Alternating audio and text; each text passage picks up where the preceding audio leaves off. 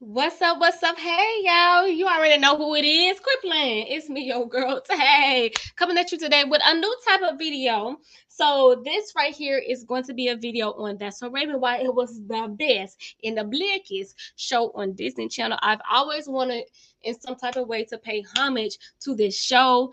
It's one of the best shows to ever hit the airwaves, as well as pay homage to That's So Raven. She's such an amazing actress, and she's inspired me on my own career choices to become an actress. And one fun fact about me, so I don't know if y'all guys watch Harriana Hook.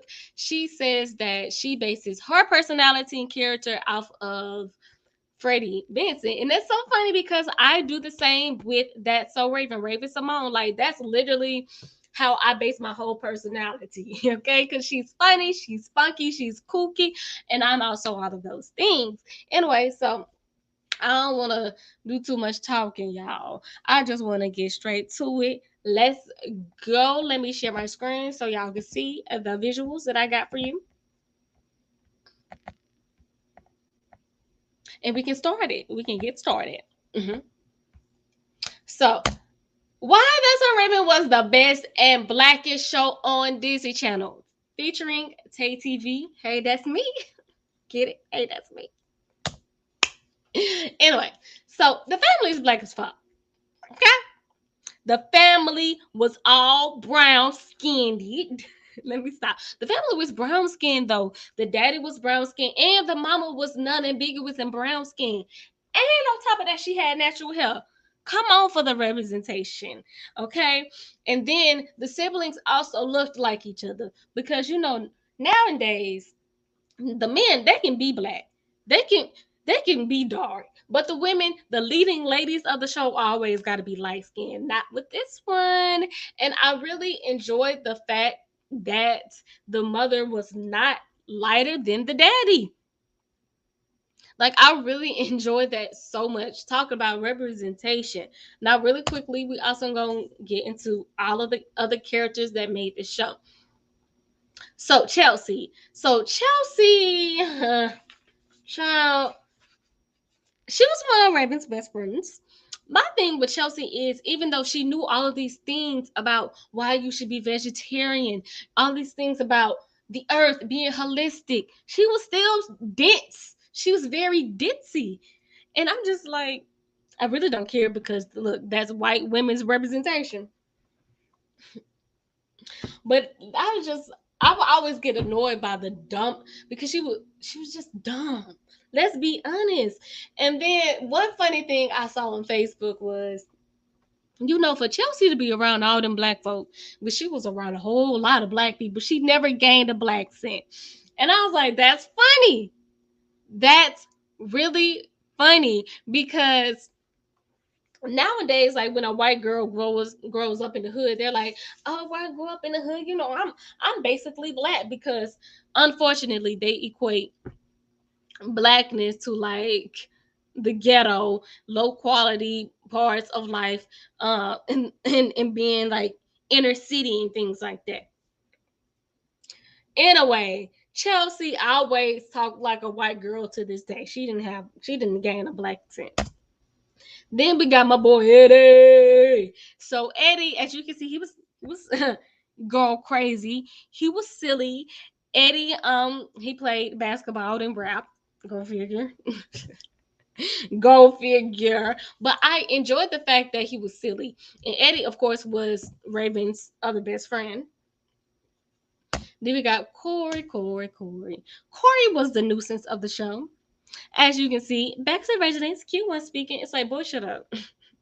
And I like to say that Corey also, he was like the Mr. Krabs of the show. Because he always had a lot of money but never wanted to spend it. This man always was trying to finesse somebody, always selling something, starting a new business. I think Corey would have definitely been one of those multiple streams of income moguls on Instagram. Definitely multi-millionaire by 21 type stuff, because those are the vibes that he's giving me. Then Victor, what I really again with the representation because he was a father of two who had his own business. He had his own restaurant. He was a chef, and I really enjoyed that representation. The upper middle class representation because it was still realistic. It still looked achievable, and because some people, some writers and executive producers, all they like to do is talk about how rich they are in their black shows now. And complain about how the rich whites don't understand what it's like to be rich and black and have access to all of these things, but your people are still oppressed. And it's like, okay, whatever. So I really enjoyed the fact that this was really close to true representation of the everyday black family. And then we have Miss Tanya, who is again, she was natural. Looks like she had type 4 hair. I'm here for it. Her hair was so beautiful, thick and long, and I just enjoyed the fact that not only that, but Miss Tanya, she left a few seasons in to leave for law school, to go to law school, which I think that was dope. I was like, okay, so they got a chef who owns his own restaurant, plus a future black woman lawyer. And then I also enjoyed the fact that the parents had a very good relationship with both of their kids. It was still very healthy. Tanya and Raven would like go on their little mother daughter dates on Saturdays all the time, like to the movies. And then on that one episode where they met that singer Maisha at the yoga studio, I'm just a super girl with a private jet. Y'all remember that? Anyway, so along with that, let's talk about the fact that Miss Tanya wore her natural hair very unapologetically. She was feminine with it, she was sexy with it, she was versatile with it. Okay, so we got the box plaits, black box braid plaits right here. We got the two-strand twist. We got the curly curl. She knew how to curl that thing she wanted to and throw it in the updo for the times where she wanted to be, a little bit more feminine and sexy or on a daylight. So it's like, don't let nobody tell you that type 4 hair ain't versatile. It ain't beautiful and sexy. Look at this. She was doing this with Twishy all in her head on Disney Channel in front of millions of viewers. I just love it. I love that representation so, so much. I needed that. And then we gotta get into the catchphrases because that's what made the show. And that's what made the show black. And of course, the original, the first one we learned about was the oh snap. So she would say this anytime some elf stuff was going on. She would say this every time she saw a vision and she knew something bad was about to happen. And it was like, this is black. This is black. Like her going, oh snap, like that. That is black. She like, and really, in today's term, this would be oh shit. And then, of course, this would have me hollering every single time she would say it. Heard that, you nasty. You're nasty. Like, it's just so funny. And so she would say this phrase. I remember one time she said it after getting a sidekick code and she was able to read people's minds. I was like, oh, girl, I know tell what you seeing up in there. And it's like, they were making these jokes. It's like this is a kid show, them making these jokes, but it's still funny, and we still have somewhat of a concept of what she was talking about. Then they was using words like bootylicious in the show. Look at this, y'all.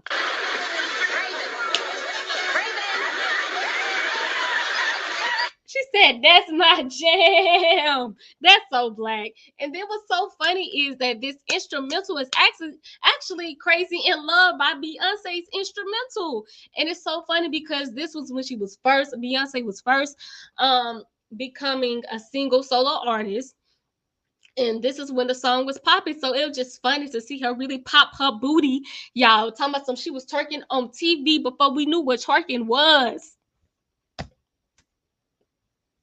Now we got to get into the fashion because Ray had the looks. If you wanted to know what early 2000s looked like, go to that store right there. If you wanted to know what style, what look was in during that time, baby, let me tell you something. Raven had the looks.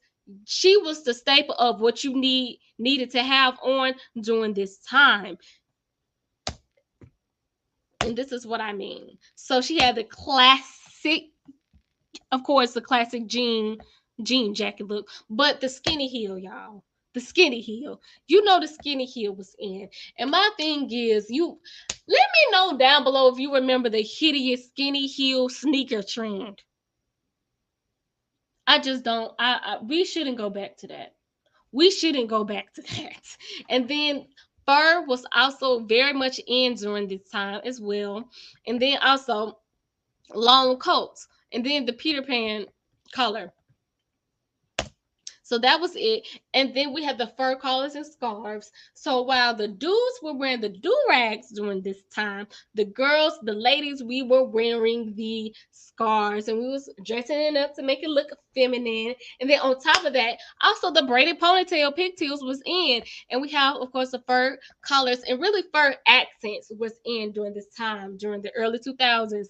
Also, we I'm just not catching this, but we can even see right here she has the, I don't know what type of purse that's called, but you know, the over the shoulder small purse, baby, that was also in. And my thing is, sis designed her own clothes. You weren't gonna tell me that she wasn't finna be styling and popping and profiling. And then look, y'all, this red reptilian look is fire. Again, we have the long coat, and I really enjoyed this patchwork look as well. And the styling in this show really showed how much, how detailed of a stylist that Raven was when she so quote unquote was designing her own clothes. And I really also enjoyed like the embroidery that was in these outfits as well to show that she was kind of designing her own clothes. And again, we have more significant signifiers of early 2000s look, like with the moto jacket. You see, you got the collar, bikers, or moto or biker jacket. I don't know which one it's called, but again, with the embroidery, the detailing, we got these blue skinny heels were cute. This look, the blue skinny heels with the blue pants was denim pants was a look. Do you hear me? And I really enjoy it as we go back. You can tell like throughout the seasons how early 2000s fashion transformed and like it, you know, grew into other things. Like it got modernized literally within the show. Her outfits got modernized as well, so you can tell like throughout the later seasons that things were changing in fashion. So I really enjoy how That's So Raven's a good market in fashion too. Now let's get into the visions though, because she had some wacky visions. Her visions was getting her in a lot of trouble. Okay.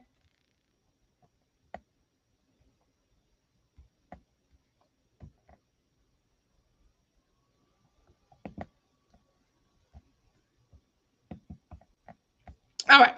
So this is the thing.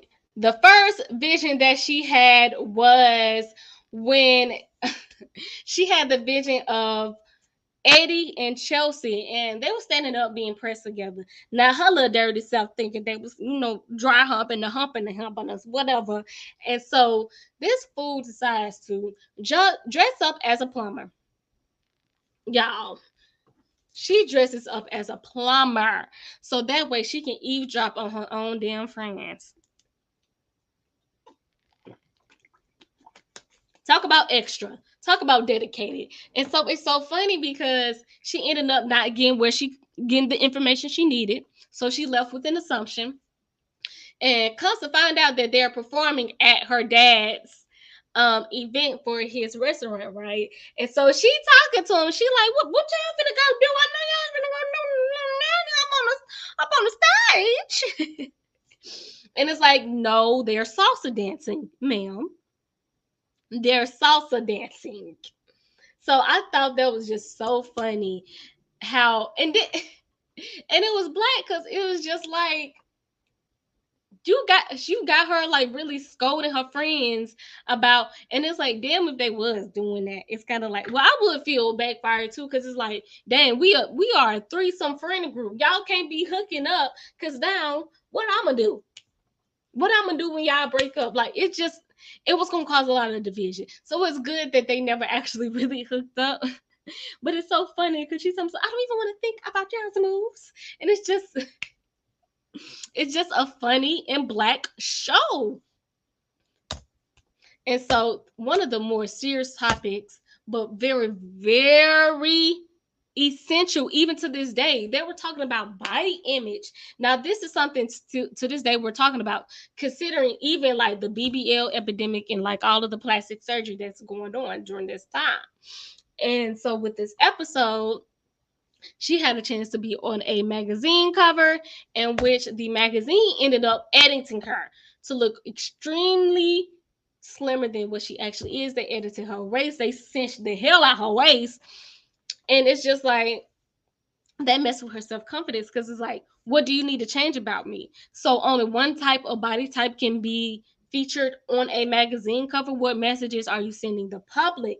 And so she damn near like really almost kills herself, starving and doing some type of extreme exercise machine trying to actually be that dress size. So they talked about body dysmorphia in this episode, and I really enjoyed that they combated that her with a skinny white woman, because even a white woman's like, I don't even look like that. Y'all be editing my little skinny white ass like I'm not already skinny and white. And it's like, that makes sense. It's like even the utmost standard, a skinny beautiful white woman still is dealing with the same issues. So I really enjoyed that message of how people should not be influenced when it comes to external things on how to see themselves. However, it's still, these magazines need to stop pushing these very harmful ideas. Okay, and so now we got the Country Cousins episode. This was so black because they visited the South to visit cousins. And if you from the South, really black person period, we all got cousins in the country. We all got those cousins in the country that you only visit 3 to 5 times out of the year. I mean, 3 to 5 times, 3 to 5 years. It's always 3 to 5 years when you see them because they live in the country, they live far. And then the country don't be having resources. So don't nobody be trying to really visit the country like that. And it's funny because they really addressed that in this episode. Like when Chelsea and Raven tried to catch a bus, they couldn't catch it. They was milking the cows and stuff. Like, even the outfit, sis was dressing, okay? But one thing they addressed in this episode was, well, two things, I guess. The fact that all black families got some trauma from 10 years or decades ago that needs to be addressed. That's affecting the family today. And theirs was the gravy boat. And not only that, but they also really brought forward the Sunday dinner culture. So watch this, y'all. He's back together again. And I would like to say, pass the gravy.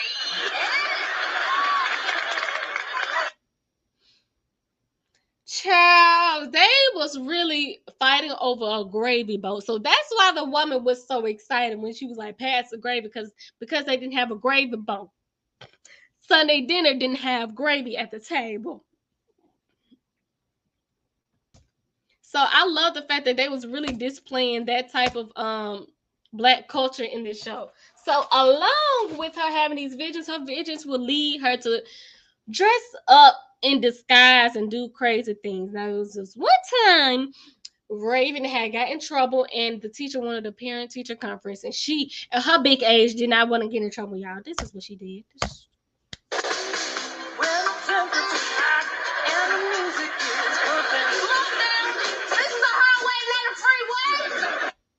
And my thing is, so this girl dresses up in a fat suit and gains a southern accent with a lisp so she can be somebody mama.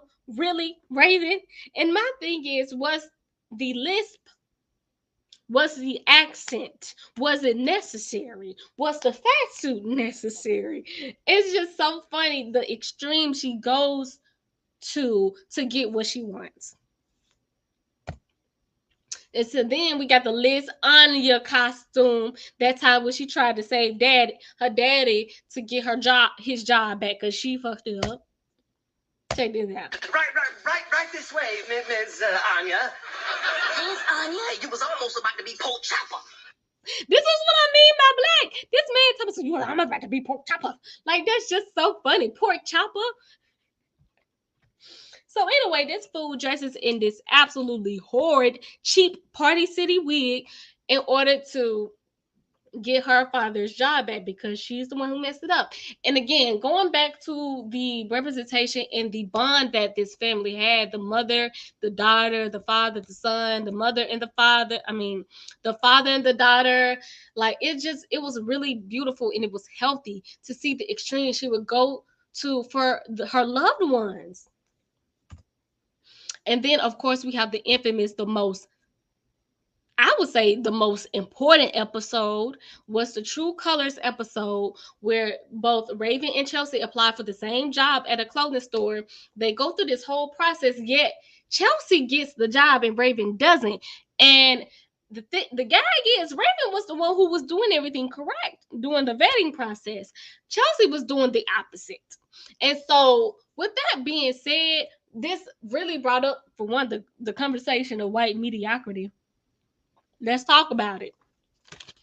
But not only that, but racism and being biased in the workplace.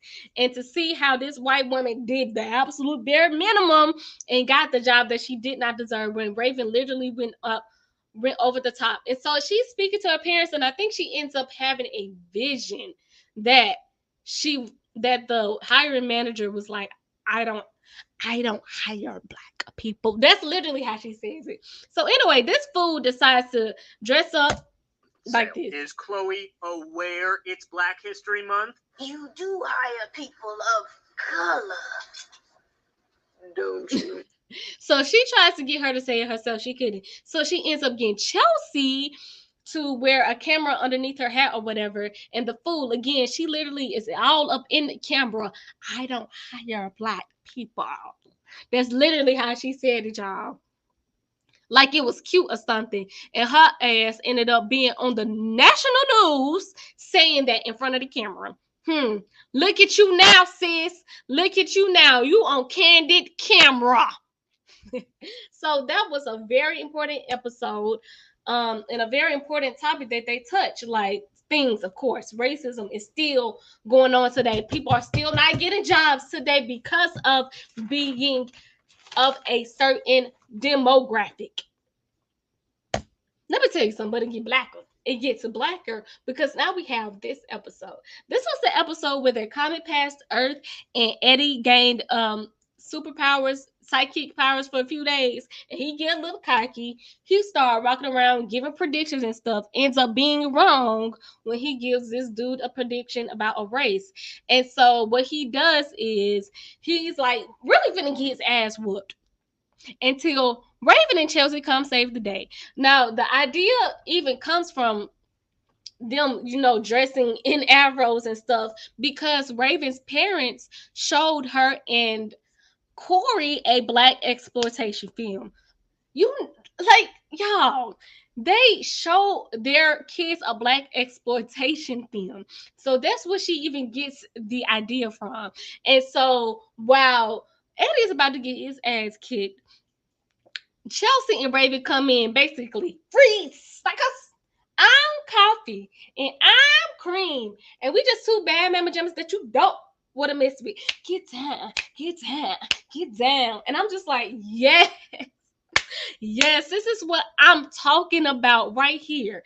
Now, one thing I want to say is, are we not going to address the teensy, itsy problematic problem that Chelsea had on an Afro-textured wig?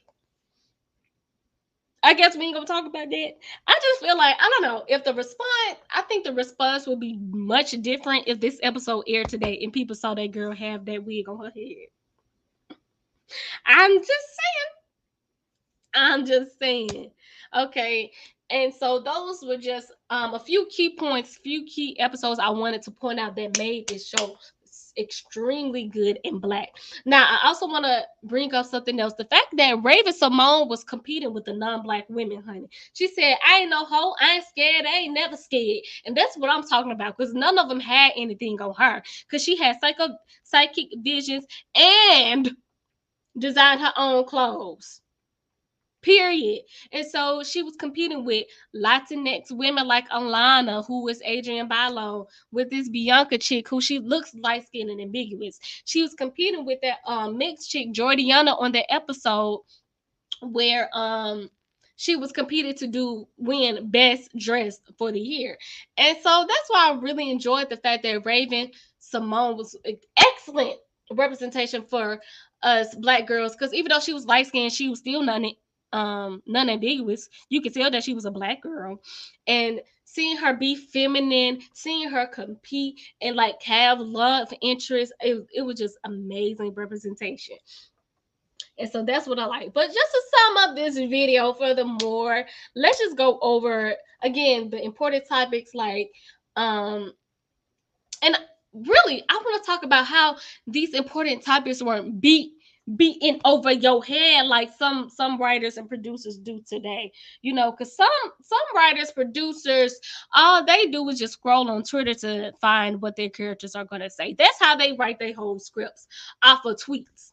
And so that's how we know it just be sounding old, because like these characters be saying stuff that you saw on Twitter months ago. You like, this is tired.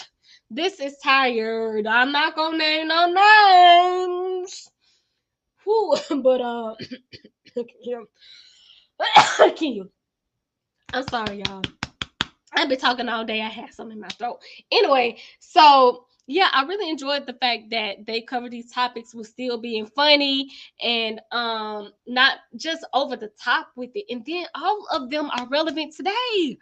Every single last one of these topics are still relevant today. Okay. And then they were unapologetically Black in their own way. The mama had natural typo hair. The daughter was twerking on TV. Like, come on now, y'all. So that is what I have to say. And then lastly, even though they were still unapologetically Black, they were still in some ways diverse. Like I said, she had these women that she was competing with that were non-Black, as well as her best friend was non-Black. And then one of her neighbors, the annoying little Sydney girl, she was a little cute little white girl. So even though it was unapologetically Black, don't get that wrong, it was like the show was Black and the other non-Black people were really literally the side characters and the sidelines of the story, and they centered the Black people in this, which I loved and enjoyed so much. But anyway, y'all, that concludes this video. Let me know, what are your favorite? Comment down below your favorite That's So Raven episodes, your favorite That's So Raven moments, catchphrases. I would love to know. Let me know how you feel below about this video. What should I talk about next? I'm so thankful and grateful for everybody who made it to the end. Shout out to y'all. And best believe I will catch you in the next one.